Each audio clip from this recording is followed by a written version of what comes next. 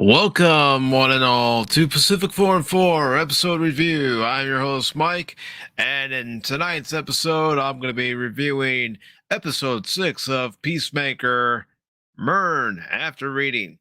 So, in episode 5, when we last left off, Anabaya was running from the secret agency hideout with Murn in the game, because she had discovered via Peacemaker's X-ray helmet that Murn had one of the butterflies stuck in his head. So the last image we actually saw was something like this. Fear in her eyes because she thought Murn, she thought Murn was going to pretty much devour her or take over her body or do something vile to her, but no need to fret because Hardcore shows up. She pulls up in the car, gets out of the car, shows up, and that's when Murn explains to Anabaya that things aren't exactly as they appear. So Hardcore gives Anabaya back her gun, and they go inside and start getting the lowdown on everything that's going on. Murn is one of the butterfly people. Yes. Invasion of the body snatchers. Quite frankly, yes. If I could just get the words come out of my mouth, that'd be nice. But anyways, Murn tells Anabaya the truth why he's there, and come to find out, it was Hardcore who actually found out that Murn was one of the butterfly people because she became very suspicious of him. And the reason why was because he knew an awful lot about these butterfly aliens and how they operate and what their motive was more than anyone else did. Because, quite frankly, to her, it just didn't make sense that he knew all this information that the agency and even Anabaya's mother, Amanda Waller, didn't even know. So we get that backstory as to what's going on and why Murn's there. He's there to try to prevent the invasion of Earth and the takeover of Earth. And he's doing what he can, but the body inhabited, he was saying that the person wasn't a real good person. The person was actually a disgusting person. And it wasn't until Murn took the body over that things started to turn around for that person because of the influence of Murn. So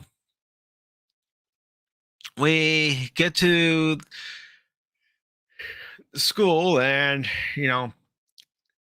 Peacemaker is there as pretty much the guest of honor, you know, guest of a friend. It's like, bring your parents to work day or bring someone who's an inspiration to you to school day. And Peacemaker's there, and he's getting hassled by the kids because they've heard different things about him. And even one kid says that Peacemaker is a loser. Tried, and of course, this kid right here says that he can tell just by looking at Peacemaker, he's a loser. And the custodian who actually was responsible for Peacemaker getting out of the hospital is the one who has Peacemaker there because his daughter is going to the school, and Peacemaker did it as a favor. So next, let me try to get to it. After everything's said and done at the school, and of course, this guy who was the janitor, the maintenance guy at the hospital, he's glowing. He's gloating about the fact that he has Peacemaker as the guest speaker at the school to inspire the kids. And then we get back to the detectives, Sophie and her partner, Fitzgerald. And, well, they're in for a shock because not only do they start seeing their police chief acting a little strange, but there's another shock that's going to come into play.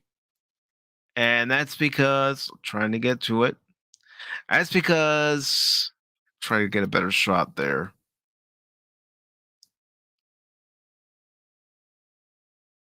Trying to go back as slowly as possible. Well, that's because August is getting out. And why is he getting out? Well, that's because Sophie, try to get it where it's just her here. But, anyways, Sophie went to a judge and presented the evidence showing that August Smith is innocent and it's Christopher Smith who is guilty. So, August is set free and he's picked up by one of his buddies. And what is it? Yeah, I can't speak tonight. But, anyways, what does August tell his buddy? He wants to kill Christopher Smith, Peacemaker. But he's not alone. He is not alone in wanting to kill Peacemaker because not only is Peacemaker thinking he's a free man at the moment, but he's a man who has a warrant for his arrest, and he's also a man who's got pretty much a death threat on his hand, and we'll get to that later. But there, Annabelle is still getting the rundown, and she even asked about John. Try to get to him. And John is told by Emily Harcourt that Annabelle now knows about Murn, and he sticks his fingers in his ears and goes la la la la la because he doesn't want to hear any part of it.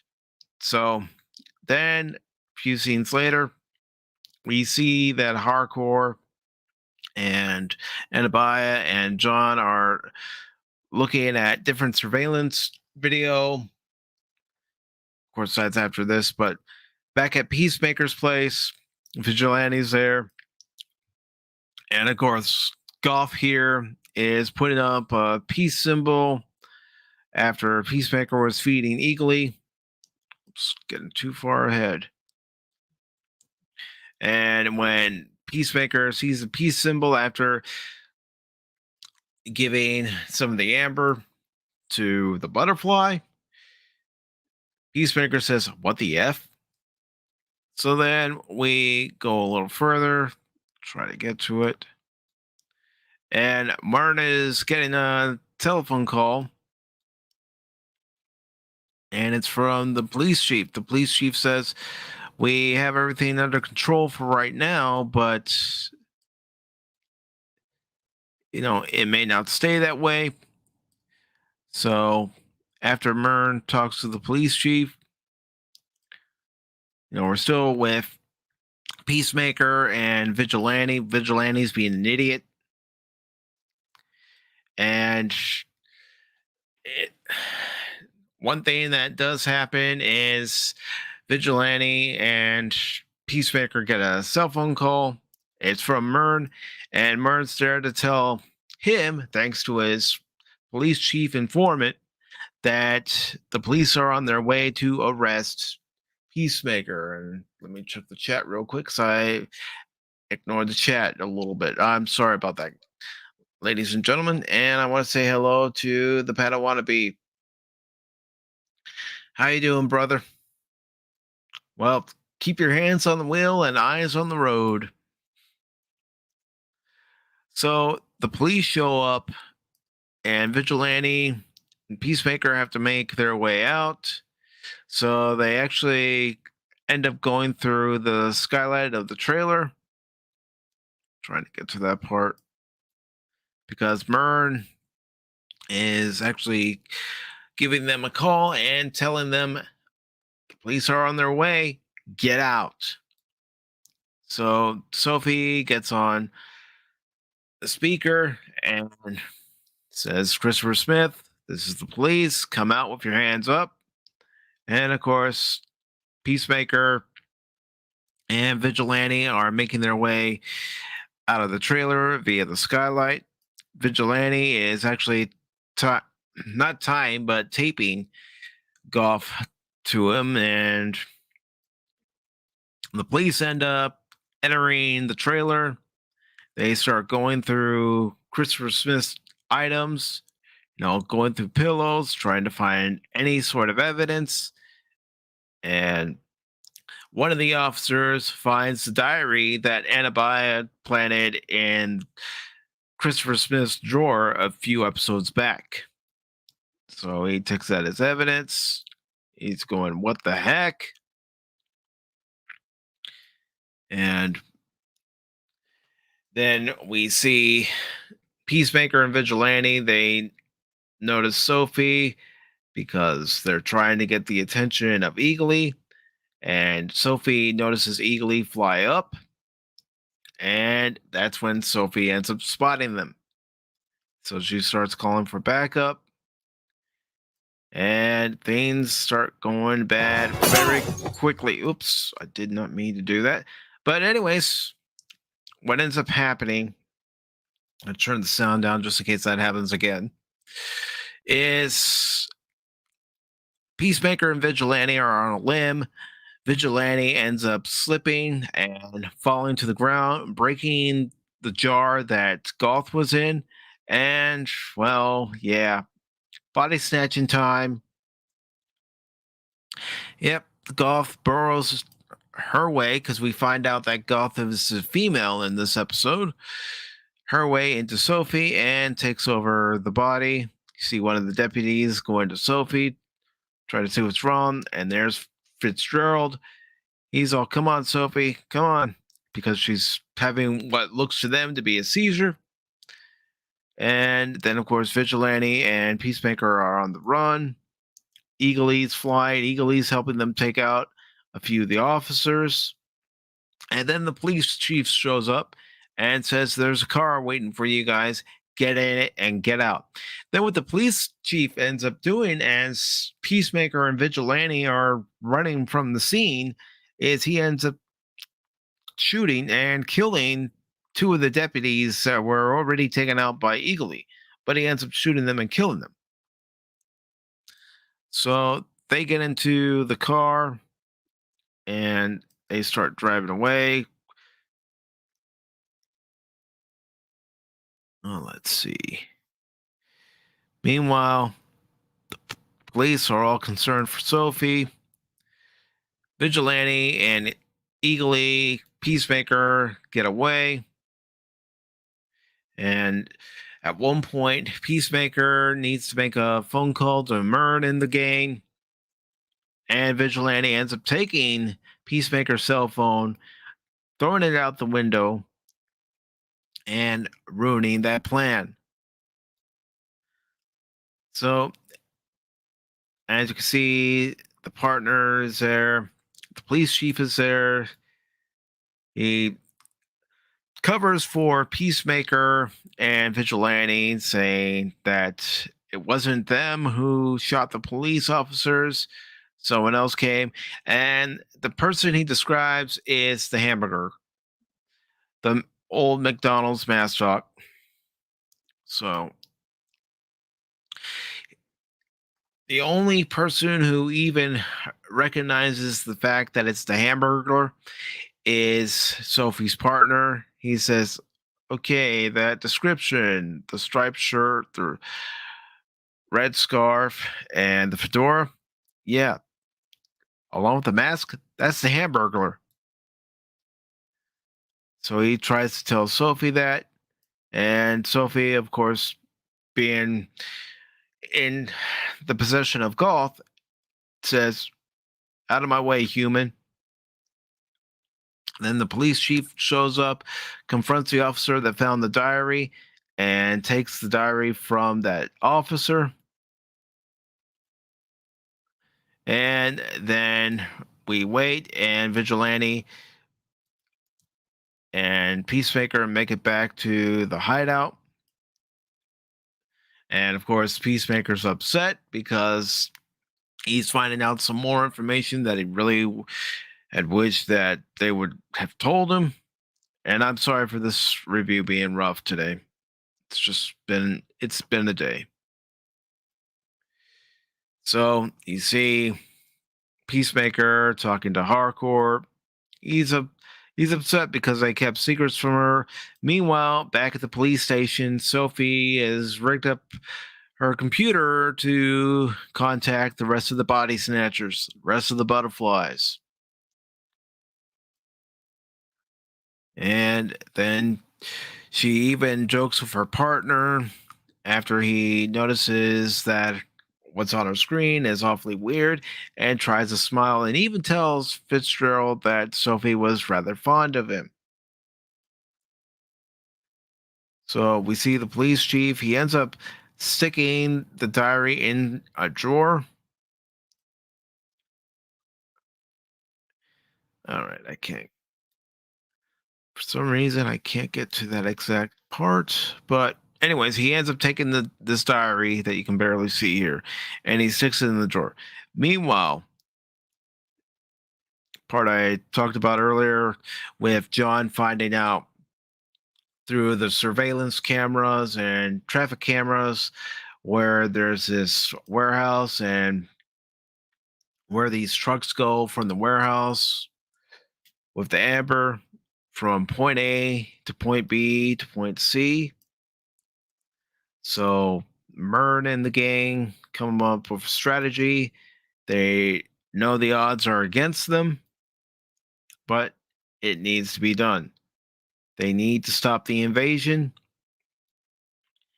And what ends up happening after that is, let's see if this is it. Yes, this is it. Sophie, the possessed version of Sophie, back to the police station. And that's when the rest of the police show there is nudity. So at least, at least for my ass, it was stopped at a good part where she was covered somewhat. I might have to delete this afterwards. I don't know. I might have to get to that part and edit it out. So, in case it's edited out, what ends up happening is we see various members of the White Dragon clan, and they're helping August put his suit back on.